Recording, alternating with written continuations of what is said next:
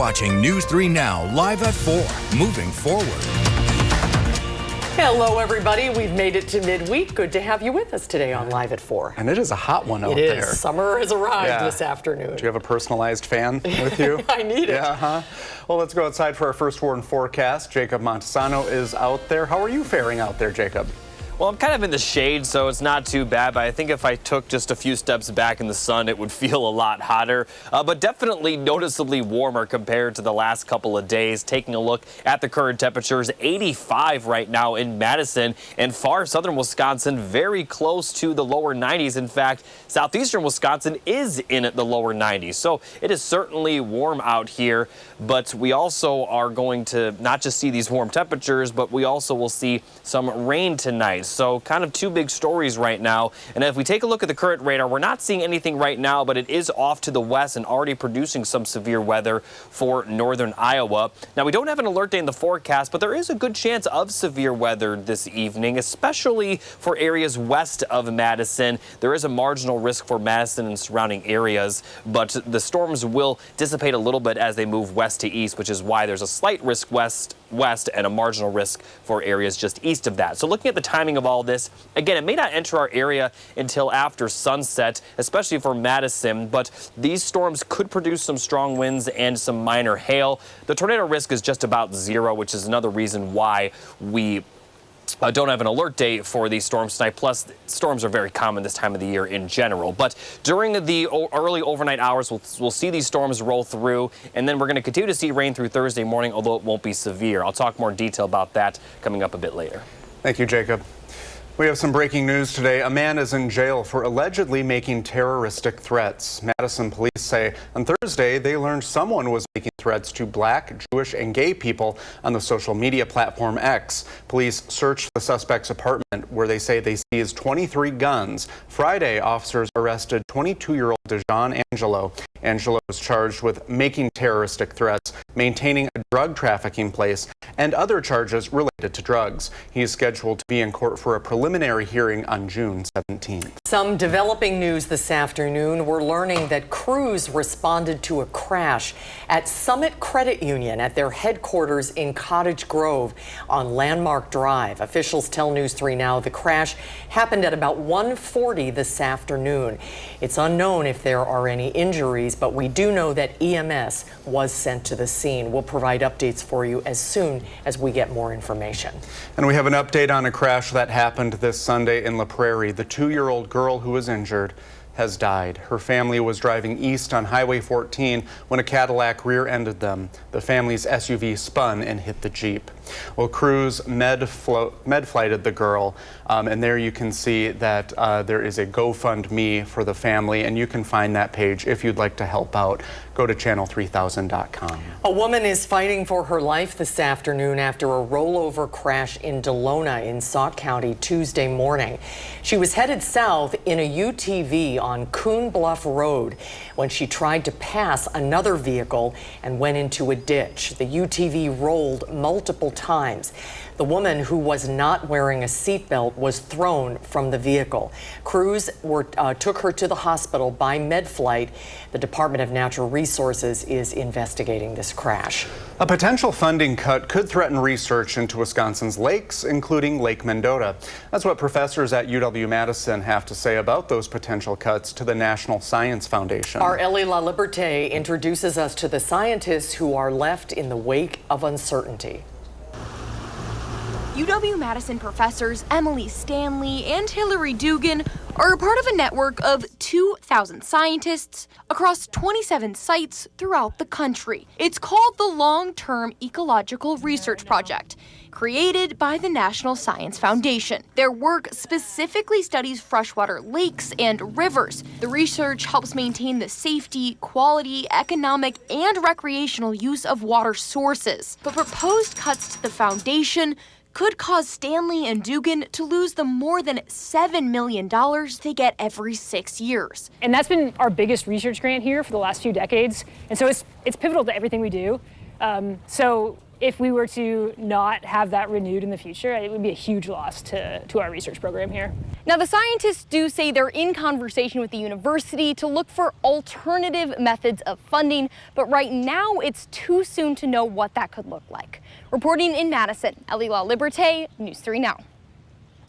Thank you, Ellie. If funding is cut, some research will have to stop immediately. However, Dugan and Stanley say they'll try other components to keep them running for as long as possible.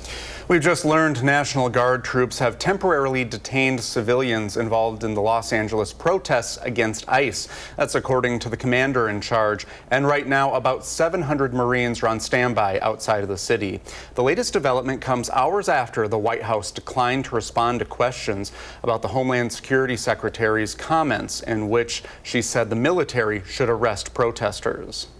Is the president okay with that? And under what authority would the members of the military be able to arrest people inside the United States? I can't speak for a letter that came from the Department of Homeland Security. I can't speak for the president and what's currently happening on the ground now. And as you know, the president federalized the National Guard under U.S. Code 10, which he has the authority to do. All of this after police arrested hundreds of people for failing to disperse during a curfew in place on Tuesday. That curfew will continue tonight. Protests are spreading across the country. In Milwaukee last night, more than 1,000 people gathered. Law enforcement officers were present but did not intervene. Would you personally trust AI to handle your finances? It's an interesting question that our Kyle Pazorski posed to Madisonians today following a national survey which found the average American would. A recent survey published by Advance America found the maximum amount of money Wisconsinites would feel comfortable letting artificial intelligence to manage was just over $20,000. Hell no. But it didn't take too long to find people on the streets of Madison who are a bit more skeptical of the idea of handing off their finances to an AI machine. Penny was on her way to get groceries when I asked her if she'd use AI for her financial needs. No, I don't believe so, because I have to know more about AI. I met Mark off the Capitol Square who sang a similar tune. I would rather work with an investment expert counselor on that. For most, I found the main issue really comes down to trust with new technology. Without a bit more information on what things are currently doing right now, it just isn't something I'd personally put my money into. While the survey results indicated Wisconsinites were more trustworthy of AI, other respondents in states like Iowa and Michigan were less trusting, only allowing a maximum of $13,000 and $18,000 respectively. And a further note on that national survey, about 27% of respondents said that they would trust AI more than their own spouse to handle joint finances. Reporting in downtown Madison, Kyle Pazorski, News 3 Now. Kyle, thank you. And coming up tonight at 6, Kyle shares the viewpoints of a financial advisor and a technology expert about the use of AI in the world of personal finance. AI spouse. AI spouse. I don't know what that says. Next on Live at 4, the jury for Harvey Weinstein's retrial has reached a verdict. Plus, how much money the president's military parade this weekend will cost.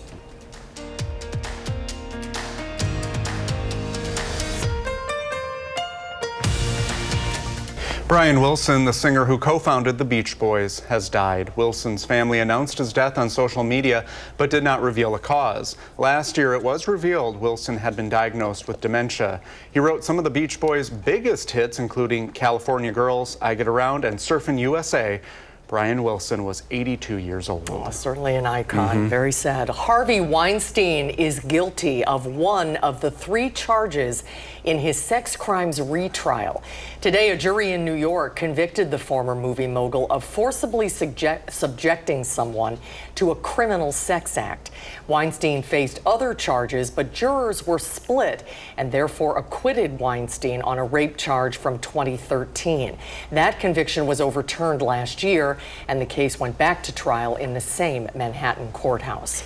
President Trump wants Israel to end its war with Hamas. In a phone call on Monday, the president reportedly told Israeli Prime Minister Benjamin Netanyahu to end fighting in Gaza and to stop threatening Iran. It comes as Washington pushes for a nuclear deal with Iran and continues to engage in talks with Hamas about a ceasefire. The war marked a grim milestone today, with Gazan health officials confirming Israel's bombardment of the Strip has killed more than 55,000 people. The nation's capital is preparing for this weekend's military parade. Saturday evening's celebration will honor the 250th birthday of the Army and the 79th birthday of President Trump. Army officials expect about 200,000 people to show up. More than 6,000 soldiers will be present too. In recent days, crews have been out reinforcing streets in preparation for millions of pounds of military hardware. The Army says the celebration could cost anywhere between $25 and $45 million in taxpayer dollars. The latest inflation data is not as bad as economists were expecting. May's consumer price index rose 2.4% on an annual basis.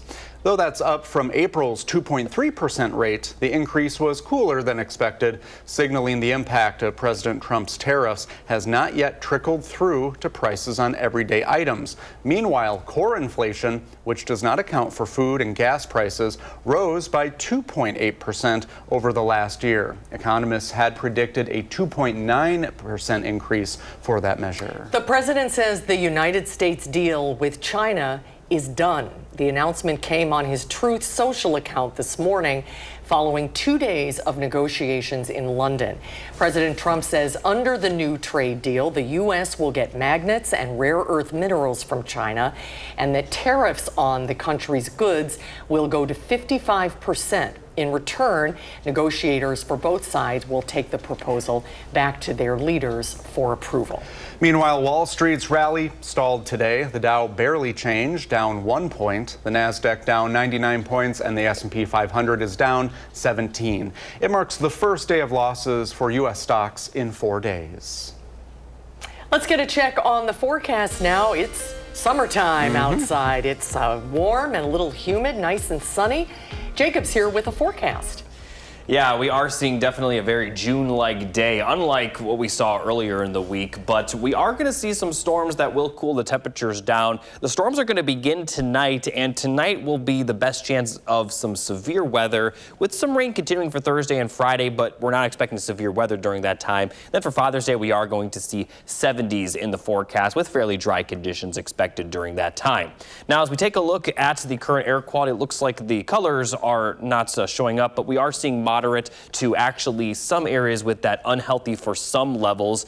And it's not necessarily because of the wildfire smoke. We have an air quality alert for high ozone levels in southern Wisconsin. Typically happens during these warm summer months. So there is some low air quality. This is until 11 p.m. So just be aware if you have any plans to spend the evening outside. The air quality is a little bit low, kind of like what we have seen over the last couple of days. Now, taking a look at the severe weather outlook, slight risk off to the west, marginal risk for Madison and surrounding areas. We are expecting to see some minor hail, some minor strong winds, and some minor flooding as well, with the tornado risk being just about zero. Now, timing all this out, we're not going to see anything for a few more hours. It'll start to move into the area around 8 to 9 p.m. near the Mississippi River and then push to the east. Those storms are going to dissipate a little bit as they push to the east, but we still are expecting rain, especially for Madison and areas to the north. But the further north you're located, the less likely you will see the severe weather. But again, the more likely you will see that rainfall. Now, the severe weather will mostly be before midnight. Once we get to the later overnight hours and closer to Thursday morning, we're still going to see some showers and a few thunderstorms, but we're not expecting severe weather during this time.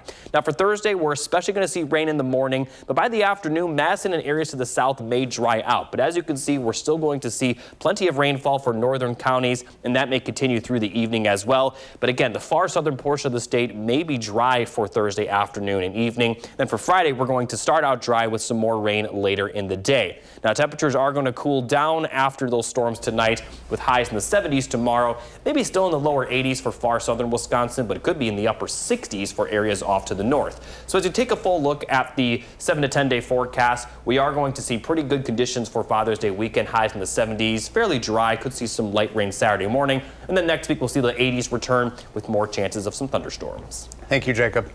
The 7th annual Madison Gospel Run and Health Fair is 1 month away. The event blends faith, fellowship, and fitness for families across the city. On News 3 Now this morning, the race's director told our Kyrian Lee that being a nurse during COVID inspired her to create the Madison Gospel 5K Foundation. Her personal health journey also played a role in that decision. Over 20 years ago, I had broke my leg, and the doctors told me I may never, ever walk. So in that process of healing and getting myself back, I became a runner, and then that runner piqued my interest. Like, how can I start a race where I can, more diversity, bring families out, and, to own movement in their own way. The race starts at Penn Park on July 12th. Anyone of all ages is allowed to participate. Registration is currently $40 to $45. The event requires volunteers, and if you're interested in volunteering or running, you can find the sign-up link at the story on channel3000.com. Boy, good for her. Way to pay it forward. That's so inspiring. Yeah, it is. Well, it's not every day, speaking of inspiring, that veterinarian and human medicine teams team up to save a life. News 3 Now's Jalen Banks joins us with how the collaboration of these two worlds helped save a local pup. If I told you your local doctor would be the one to save the life of your pet, would you believe me? Well, that's what happened when one local urologist and vet did when one pup needed them the most. Meet Dr. Sorrell and Finstead, an unlikely pairing, but a needed one. Dr. Sorrell is a urologist for UW Health, and Dr. Finstead is a vet at Madison Veterinary Specialist. Typically, these two wouldn't work together, but that changed when a local 3-year-old lab retriever mix named Pepper was suffering from a severe fungal infection that kept her from urinating. Dr. Finstead was able to put Pepper on dialysis, which made it possible for Dr. Sorrell to operate. There's so few people that are specialized in veterinary medicine, and that even that the public knows are specialized, and that will do like a more advanced specialty in nephrology and urology. So like everybody has a small handful of these cases that they've seen. So it is really exceedingly rare for us to have these cases and for them to live and do well. Both Dr. Sorrell and Finstead say Pepper's condition is one she'll have to manage, but she's expected to recover just fine. For now, reporting in Madison, Jalen Banks, News 3 Now. Thank you, Jalen. Pepper's owners say she is recovering from her procedure, and we'll have the chance to catch up with Pepper and her owners next week. We're looking forward to that. Well done, everybody. Well, still ahead, Baraboo's Big Top Parade returns. When we come back, Josh Spreiter gives us a preview when Live at 4 returns.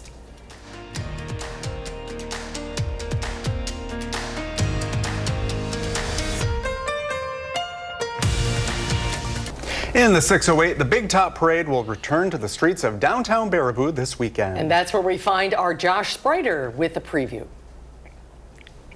We're in front of the historic Al Ringling Theater here in Baraboo ahead of a big weekend here for the Sac County area. Joining us today is Ben Bromley of the Baraboo Chamber. Ben, good to see you. Good to see you back. So this is always an exciting weekend for you guys. Of course, this is really what Baraboo is all about, and celebrating those traditions. Certainly, we're happy to be the hometown of the Ringling Brothers, and we love to celebrate it with our Big Top Parade every summer, Saturday, 11 a.m. And what is this weekend all about for you guys? For us, it's about celebrating that circus tradition. You know, we've got Circus World here, historic circus sites all over town, and we love having the parade as a way to celebrate that legacy here. And this has been an event that's obviously been popular throughout the years. Let's talk a little bit about why it's so important to celebrate that community. Yeah, I think for a lot of people it is that tradition of always getting to the parade every year. Even locals maybe who have moved away, they come back and they pick this weekend as the time for that homecoming, because it's something that, you know, the circus makes us think of our childhood and happy days. That's what's so cool, is that it brings us back, and there's so much rich history here in the community. It certainly is. The Circus World has a one-of-a-kind collection of circus wagons, and the one time a year you see them out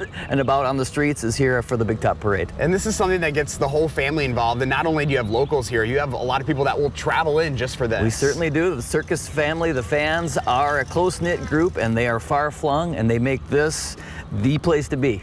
Why is it so important for the community to continue supporting your guys' mission here in Baraboo? Yeah, the whole idea of the chamber is to bring people to town, and that's the idea of the parade as well, to get people into the hotels overnight, to get them into the restaurants and the shops and see beautiful downtown Baraboo, which you guys are seeing right now. You know, it's one of those things where the parade gives you that opportunity to say, oh wow, I didn't know this was here, I didn't know that was here, and now they get to see it all. And this is kind of obviously the kickoff to summer for a lot of folks as well. What a way to be able to do that. And you guys have several days of events starting tomorrow. We do. So the Concerts on the Square series, it's always Thursday nights, but this weekend it's a nice lead in to all the circus events. Professor Stitch's original circus band is appropriately enough the act Thursday night. And then Friday night they're going to put the Charlie Chaplin movie, The Circus, on right here at the Al Ringling. So it's a silent movie accompanied by our mighty Barton organ. Saturday morning at 11 is the parade. Then we've got doubleheader big top performances at Circus World Saturday afternoon and Saturday night. The film Big Fish, which actually features a circus that was run by our Grand Marshal, Scott O'Donnell. They're going to screen that at 7 p.m. at the Al, and Scott's going to do a little Q&A after. Oh, that's awesome. And of course, you guys love a theme. It's why you are all dressed up, very patriotic today. So explain what we got going on there. Yes, thank you. The patriotic theme is due to the fact that the parade's being held on Flag Day. We thought, hey, June 14th is our parade date. What better way to celebrate Americana than make it a star-spangled celebration? Oh my gosh, it's going to be a weekend event. Thank you so much, Ben, for having us up. We appreciate it. My pleasure. Thanks for coming. And if you'd like to learn more about the Big Top Parade and Circus Celebration, you can go to the story up on channel3000.com. In Baraboo, Josh Spreiter, News 3 Now. Thanks, guys. Big weekend in Baraboo, and hopefully the weather will cooperate. That parade is a sight to behold. The floats look like a lot of fun. It's great. Coming up, a Wisconsin group is suing the richest man in the world. Our Tanisha Shaw shows us why when Live at 4 returns.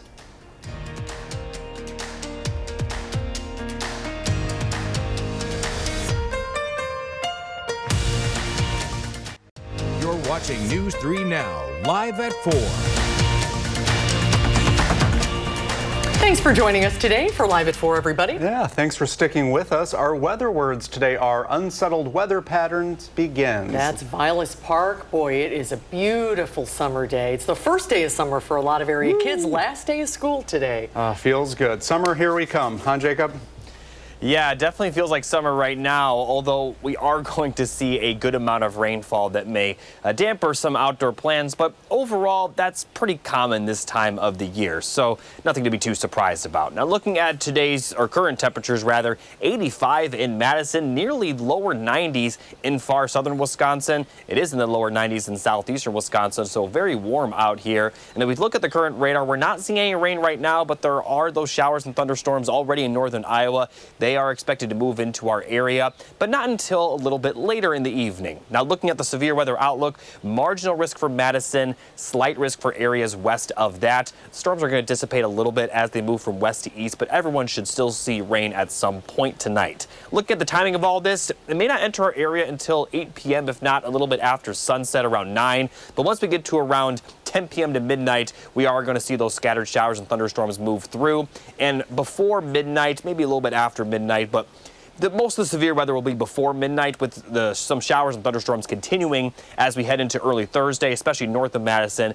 But this precipitation shouldn't be severe. Now, for Thursday, we'll start out rainy, but then we are going to see some drier conditions for the afternoon hours. And there's going to be a lot more days going forward where we're going to see the chance of rain. But again, this is the rainiest time of the year, so it's nothing too uncommon. So I'll talk more in detail about those rain chances coming up a bit later.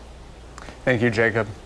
A group of Wisconsin voters is suing Elon Musk. They say the billionaire bribed voters during the Supreme Court race back in April. This happened after Musk gave away $2 million at a rally in Green Bay. Our Tanisha Shaw spoke to the legal team that is representing this lawsuit. Wisconsin Democracy Campaign and 2 voters from Wisconsin want to hold Tesla owner Elon Musk accountable for what they're calling, quote, bribery during the 2025 justice race here in Wisconsin. Law Forward is one of the groups that's legally representing the suit. We do find it extremely alarming that political action committees are continuing to use our spring elections to try to influence the politics and elections in our Badger State politics by dangling dollars in front of voters. In March, Judge Brad Schimmel and Judge Susan Crawford campaigned for the state Supreme Court seat that would flip the state's ideological balance. Elon Musk, who endorsed Judge Brad Schimmel, offered $100 to Wisconsin voters that signed this petition that would oppose, quote, activist judges. Those that signed it were promised the chance to receive $1 million in addition to the $100. The Sunday before Election Day, Elon Musk held a rally in Green Bay. There, he gave away 2 $1 million checks. The voters in the suit are saying this breaks Wisconsin state laws. We're asking the court to declare that this type of conduct is illegal. And second, we're asking the court really just to put a formal stop to it, to enjoin it going forward. Tonight at 10, I'll have more from Law Forward on how these accusations could change the way people see Wisconsin elections forever. Reporting in Madison, Tanisha Shaw, News 3 Now. Tanasia, thank you. Attorney General Josh Kaul attempted to block the payments before they could be given away in March, but a Columbia County judge declined to hear the lawsuit before the deadline. Advocates are worried after two of Madison's biggest hospitals, UW Health and SSM Health, removed language relating to diversity, equity, and inclusion from parts of their websites. Arman Rahman went to leadership at both to ask why, and why advocates say what you say matters to marginalized communities. You may not have noticed it, but if you go to parts of SSM Health and UW Health's website, you'll see that words like diversity, equity, and inclusion are no longer there. SSM Health used to have a page titled Our Commitment to Diversity that now says Our Commitment to Healthy Culture. Hospital administration said in a statement they intend to live out their mission, vision, and values. They continue, this has not and will not change. As such, our website and other communications materials are continually updated as we strive to clearly convey our commitment to a welcoming environment where everyone feels valued and respected. Up until about April, UW Health used to have a webpage called Diversity, Equity, and Inclusion where they discuss their commitment to LGBTQ care and anti-racism. This has been changed to the name Social Impact and Belonging. UW Health Administration sent News 3 Now a statement which reads in part, "We have decided to better align with our organizational mission under the name Social Impact and Belonging, which fully expresses the foundational nature of this work for us. Our commitment to addressing health disparities is unwavering, and our daily work doing so alongside our nonprofit community partners is clear evidence of this commitment." Reverend Tim Schaefer, an openly gay pastor at the First Baptist Church in Madison, says this has real effects on people who maybe have adverse health outcomes because of their race, sexuality, or gender identity. It is symbolic, but it's more than that. There's a real consequence, I think, if you are not attracting doctors that have things in common with their patients. I asked both hospitals if this was due to looming pressure of federal funding being taken away. Hear what they and Reverend Schaefer has to say tonight at 6. For now, reporting in Madison, Arman Rahman, News 3 Now. We will see you at 6, Armand. Thank you. Madison Mayor Satya Rhodes Conway and members of the Common Council introduced a set of proposals today in an effort to create more housing in the city. The city claims the proposals will diversify and expand available housing by bringing duplexes to the city. They'll also allow property owners with deep residential lots to split them up. And one of the biggest changes, changing downtown zoning rules to be more similar to other parts of the city. You know, it's a long list of things that are, I think, modest changes that will, again, remove bureaucracy, make it easier to create housing across the city of all types. The proposals will be introduced at the Common Council's June 17th meeting. There will be a community information meeting on July 2nd. The proposals are already getting some support. We have a statement from AARP that reads in part, quote, zoning reforms that promote housing diversity and accessibility are essential to empowering older adults. These changes help reduce barriers in aging in place and ensure that people of all ages and abilities can find safe, affordable homes that meet their needs. Coming up on Live at 4, Jacob comes back with your first warn forecast. And later we'll talk garden safety, and we're taking your plant questions today. Yes, everybody clap. Lisa Briggs will join us live from the Bruce Company in just a little bit. Welcome back, everyone. Gardening season is here. Are you planting anything? Oh, not yet. Not yet. I need to get some basil in. Well, a lot of people are excited to get planting, but there is also a risk. SSM health surgeons say they see a lot of injuries from gardening, like tendonitis, carpal tunnel, sprains and strains, and more. Those injuries are preventable and tend to happen because of overuse or improper technique. When you're using a tool, the size of the handle should be the size that you make from making an O with your fingers like this. That will decrease the pressure on your joints when you're utilizing those tools. Dr. Weber also recommends using tools instead of your hands when you're digging in the ground.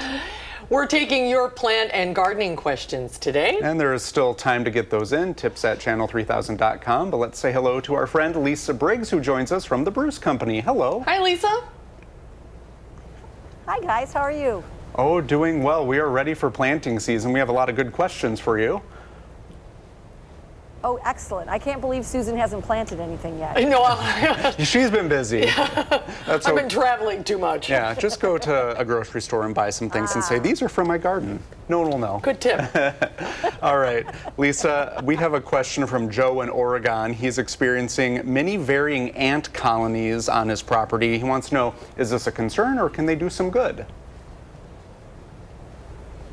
Well, I don't know that ants are harmful necessarily. They're certainly unsightly sometimes depending on where they are in the garden and depending on what kinds of ants they are. If you get into your garden and they're like a biting type, it could cause some injury or some rashes.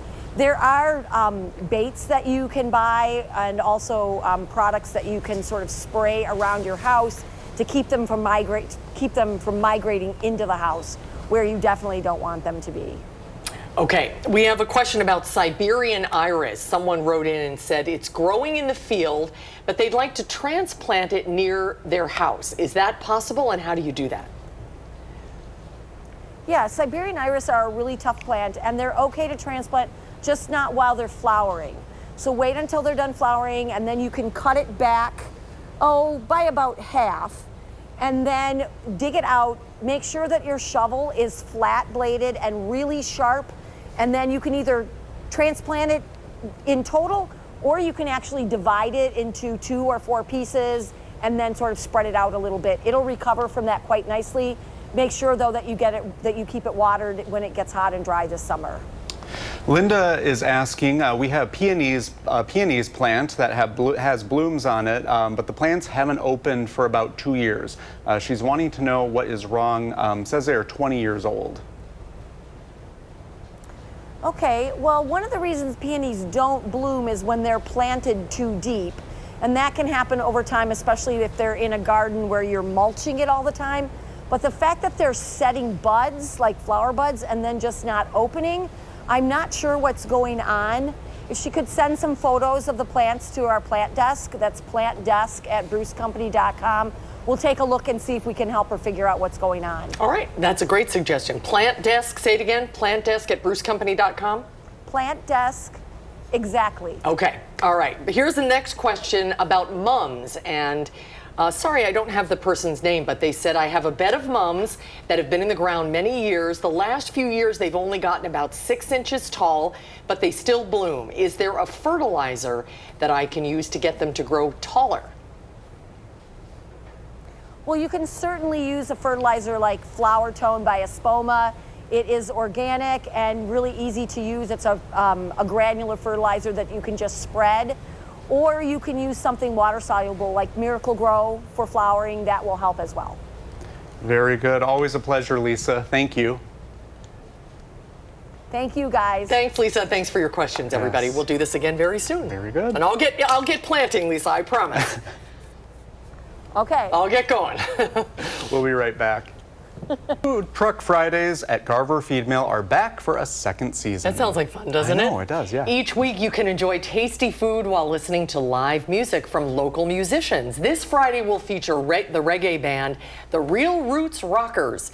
This week's food truck vendors include Casey Taste, Thailand in a Truck, Jolly Frog, The Roost, Jakarta Cafe, and Frios Gourmet Pops.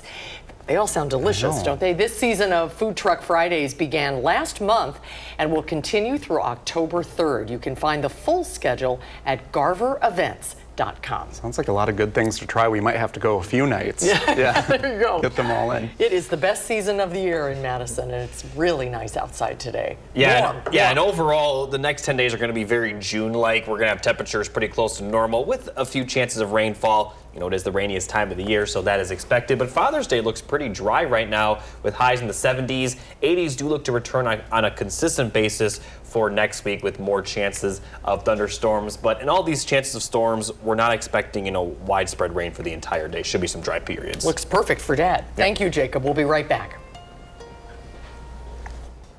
Here's what's coming tomorrow on Live at 4. We'll have coverage of tomorrow's meeting between members of the state's powerful budget writing committee, and we'll also get some expert analysis as the budget process continues. And straight ahead tonight on News 3 Now at 5, how threats to federal funding could make water monitoring a lot harder. That'll do it for this Wednesday edition of Live at 4. Thanks for watching, everybody. We hope to see you right back here tomorrow. You can always catch us 24/7. Streaming on Channel 3000+. News 3 Now at 5 starts right now.